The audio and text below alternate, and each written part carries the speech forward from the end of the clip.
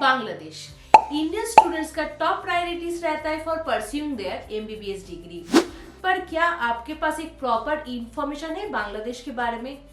क्योंकि as a admission counsellor मेरे पास रोज बहुत सारे स्टूडेंट्स आते हैं काउंसलिंग के लिए, और उनसे बात करके मुझे एक चीज का तो पता चला है कि उन लोगों के पास ड्रीम तो है पर इंफॉर्मेशन का बहुत ज्यादा लैकिंग है।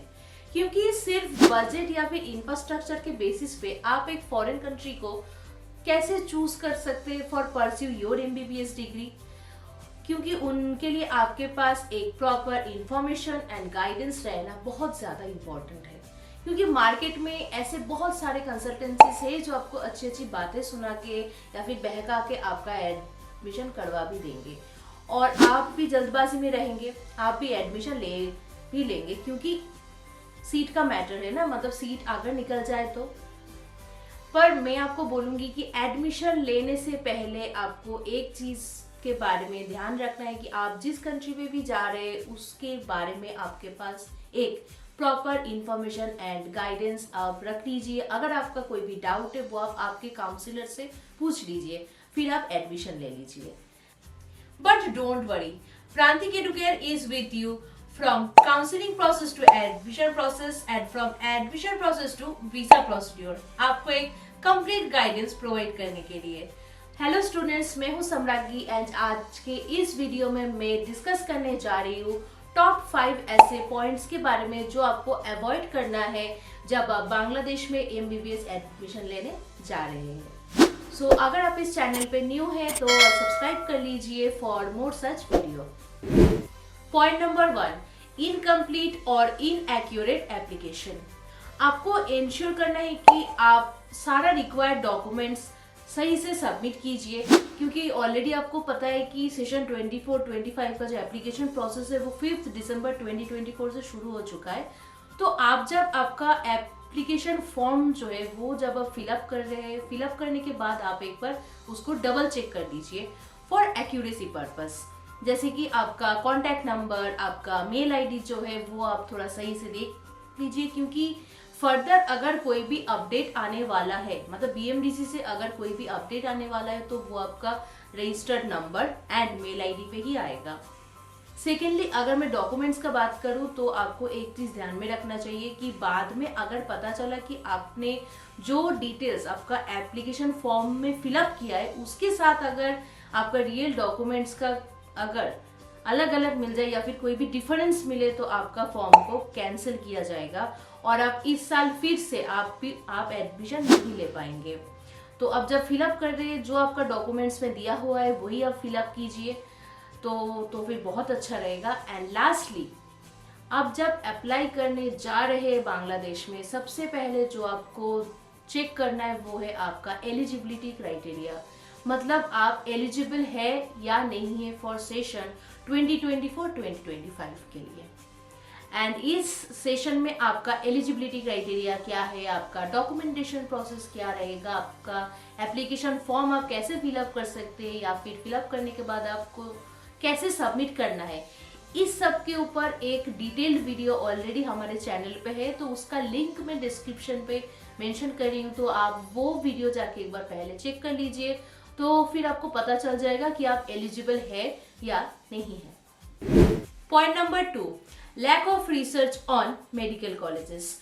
आप जिस कॉलेज में एडमिशन लेने जा रहे हैं उसके बारे में आपके पास एक डिटेल इंफॉर्मेशन रहना बहुत इंपॉर्टेंट है, और इसमें हम कुछ टॉपिक्स के ऊपर कंसीडर करेंगे या फिर कुछ टॉपिक्स के बारे में हम थोड़ा जान लेंगे। Point number 1, recognition and accreditation.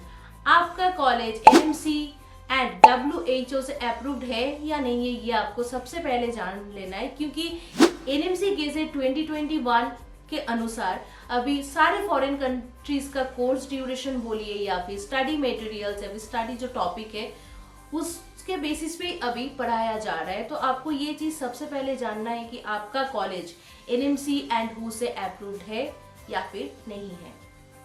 Point number 2, infrastructure and facilities.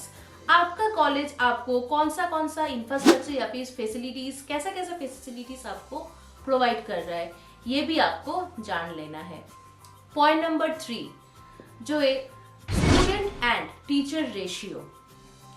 As a new student या फिर एज अ एस्पिरेंट आप जब तक एडमिशन नहीं ले रहे तब तक आपके लिए बहुत बहुत डिफिकल्ट है कि आप जिस कॉलेज में जा रहे हैं वहाँ का इंफ्रास्ट्रक्चर, मतलब कॉलेज के अंदर जो स्टूडेंट टीचर का रेशियो है वो पता करना थोड़ा दिक्कत की बात है। तो उसके लिए आप एक चीज़ कर सकते हैं कि बांग्लादेश का सारा कॉलेजेस में प्रांतिक एडुकेट का बहुत स्टूडेंट्स अभी करेंटली पढ़ाई कर रहे हैं, तो आप उन लोगों से एक बार बात कर सकते हैं, तभी आपको पता चल जाएगा कि मतलब फैकल्टी का एक्सपर्टीज कैसा है और कॉलेज के अंदर स्टूडेंट टीचर का रेशियो कैसा है।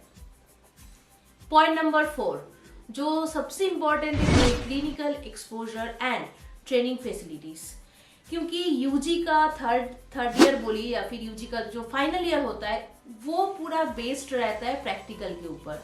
तो आपको ये चीज़ पहले जान लेना है कि आपका कॉलेज क्लिनिकल एक्सपोजर के ऊपर कितना ज़्यादा फोकस करते हैं एंड क्लिनिकल एक्सपोजर के बाद ट्रेनिंग फैसिलिटीज़ कैसे प्रोवाइड करता है स्टूडेंट्स को, ये भी आपको जान लेना है।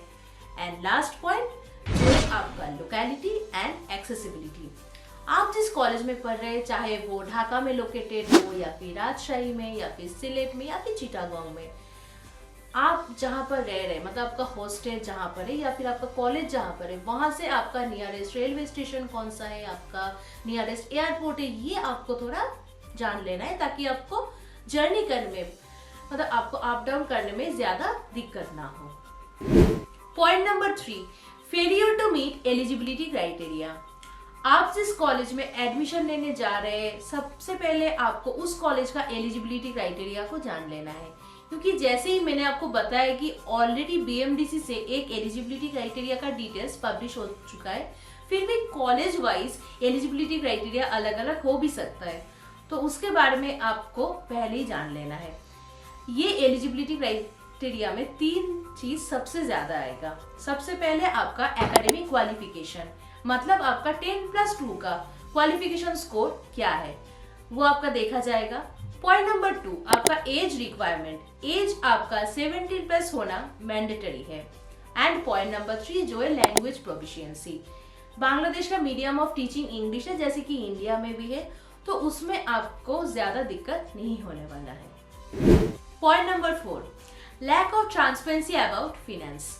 जैसे कि आपको पता ही है कि बांग्लादेश एक लौता ऐसा फॉरेन कंट्री है जहां पर आप सिर्फ 28 लाख में आपका एमबीबीएस डिग्री परस्यू कर सकते हैं, पर फिर भी आपके पास एक प्रॉपर आइडिया रहना चाहिए अबाउट योर एक्सपेंसेस। एंड ये एक्सपेंसेस को हम कुछ पार्ट में डिवाइड कर लेंगे।